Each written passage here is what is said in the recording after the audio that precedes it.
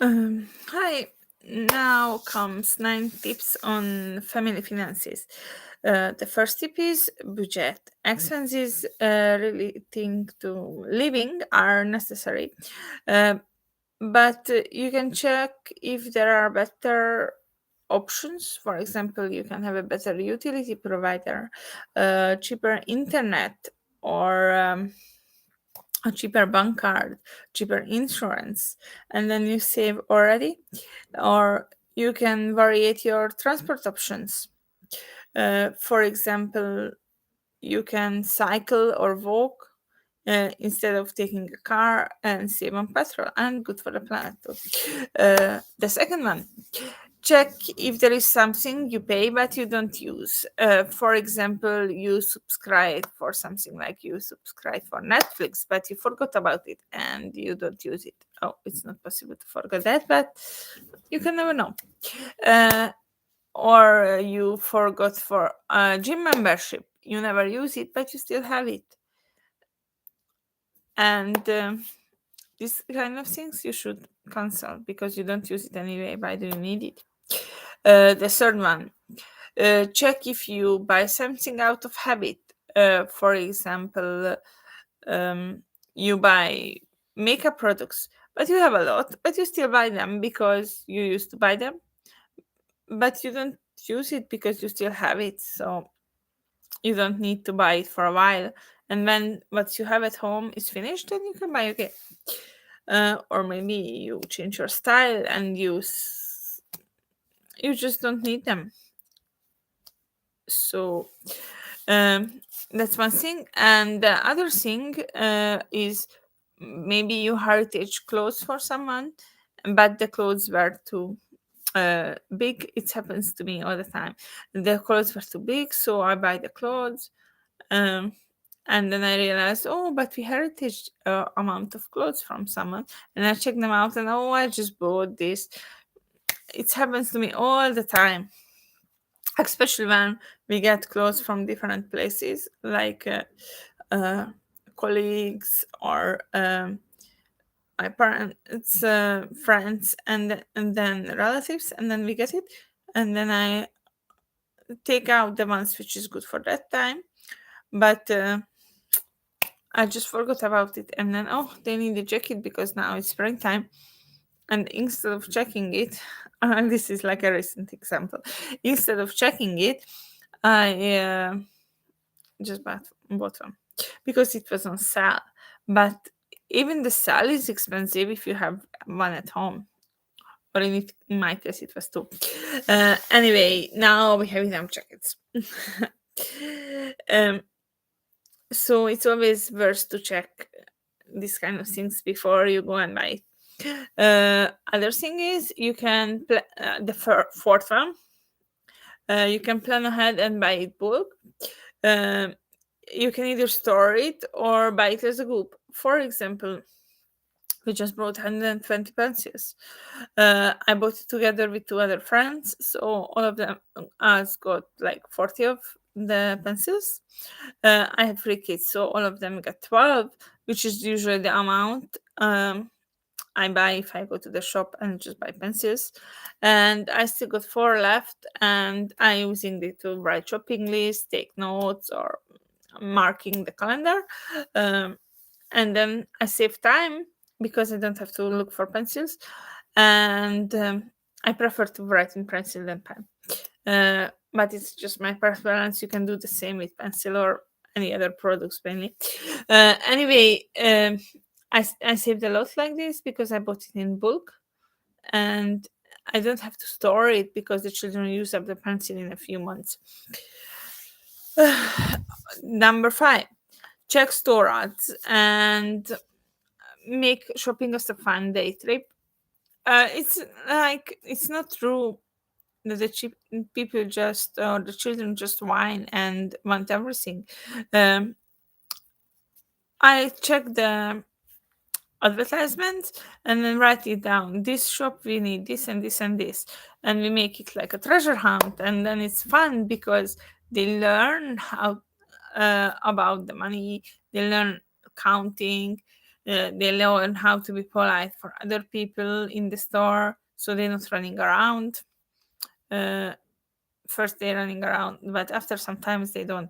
They just help and they polite, and then they count, because we don't buy just one potatoes, we buy 10 potatoes, or we buy 1 kilogram of potatoes.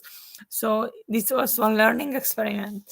um, and they learn patience, because we have to stand in line, and we do it several times on the day, because there is 4 stores here. So it's also they just, I think it's like a fun, and we spend time together. It's also good for that, instead of me asking a babysitter or someone to watch the kids and then just going alone. So there is no stress. We have enough time, because we can take as much time as we want. um, so it's a good thing. um, I told this for the people who are in the coaching session, and lots of them tried it, and they say, "Ha, what a great idea! How relieving the stress, so you have less stress." Okay, number 6. Um, um, you have to check or evaluate what you buy per use. So the cost per use, because maybe you buy like if I buy, for example, a t-shirt for myself, I buy something which is gonna last for a few years. But if I buy something for my kids, I buy it because the cheaper version, because I know it's like 3 months and then they grow out of it. One thing, and the other thing is, it's often like when they eat, they have the baby, but sometimes it's just go everywhere, and then accidents happens, and then it's the new t-shirt with the peach juice on it, and you don't get it out. So and then just throw away, like, I don't know how, which money you use, but like some money. So it's better to buy them cheap, and then after you can buy a new one, and for yourself, you know that you can use it again and again, because it doesn't really grow.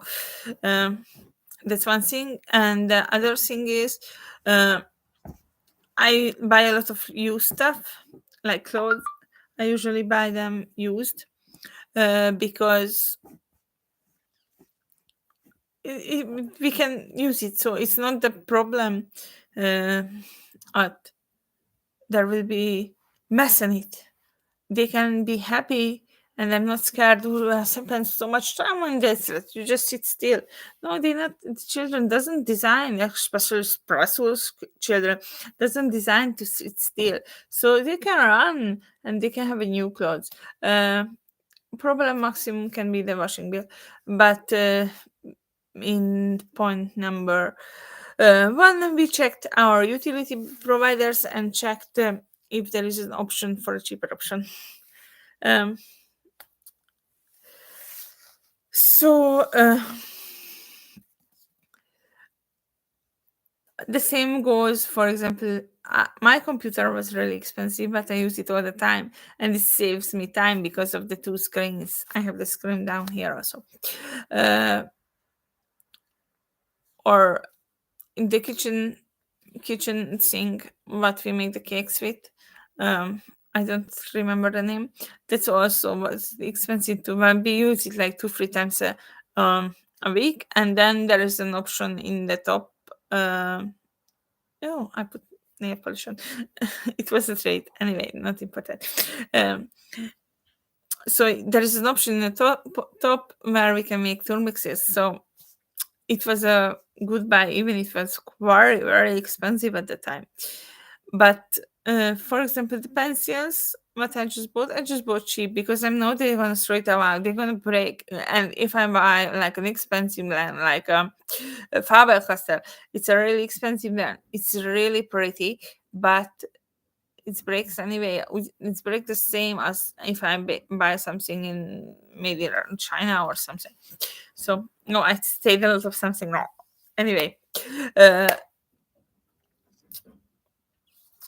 For example, if you do like experiences, you go somewhere and experience something, you can also get the cost per hour for those, or how long does the memory gonna last, because maybe you go for a place and then it's expensive, like you go to cinema, see the movie, they're not gonna remember it so long because there will be a new movie come out. But if you go, for example, the zoo, the animals are gonna be the same, not gonna come out a new animal, but they're gonna remember it because it's like different. And in cinema, you have to sit still also. Anyway, it's just my idea. But the main takeaway from here for point number 6 is you shouldn't only check how much does it cost right that minute when you buy it. You should also check it how long do you gonna use that thing what you buy. And you buy a lollipop or you buy a banana. uh, Lollipop is good sometimes, but not every day, because it's gonna make the health wrong. If you buy a banana, you it have vitamins in it, and it's more healthier than a lollipop, so it doesn't gonna make the health go wrong. So this kind of things, the long-term benefits of the products you buy. um, Number 7, uh, I say collect coins.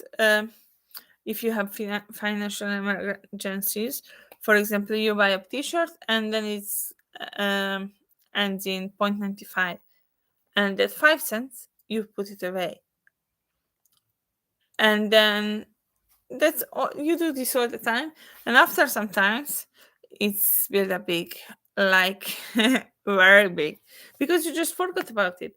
I have this in the application in the bank I use. So some banks have it, some places you have to just be aware and do it by yourself. um, and emergencies, going for a vacation because you didn't been out a long time, it's not an emergency. That is a goal you can collect toward, and then sometimes you will reach that goal and then you can go your vacations. um, it's about mindset, how you decide to go in a vacation and think about it. You will go to the vacation, but an emergency could be a medical emergency. You climb up the tree and fall down and you break your hand, then you need the cast, and I don't know what else. I didn't break my bone yet. I wasn't gonna break my bone during my life. Let's be positive. um, or it's really windy here, and a lot of houses, the roof got blown away, not or just the tiles from the roof, and that's like an emergency because you have to replace it quickly, like right now. uh, and it's kind of thing, but not most of the people can do it by themselves, so he have to call a repairman, and the repairman gonna charge some money, and then therefore you need the emergency man, because if you don't replace these tiles, the water will come in and then you have more to replace. So it's the kind of emergency what you need. And point number 8, you should have a financial calendar, because okay, it's good to budget monthly, but I disagree, because every month is different. For example, uh, in December there is Christmas, or my children born in July and August. Most of the people doesn't spend much in July, because what do you spend on? But I have 3 children who has a birthday, so it's like or in May, my mother, my grandmother, Mother's Day. So it's also my godmother, all of them born in May. I born in May also, but it's uh, so there are these months when it's just your family specific, and you're gonna spend more. So no one in the internet can tell you how to budget for that month, because only you know it. Also, I not budget for September because children doesn't start school in September. um, they're going all the year around, because I teach them all the year around, because I homeschool and work school.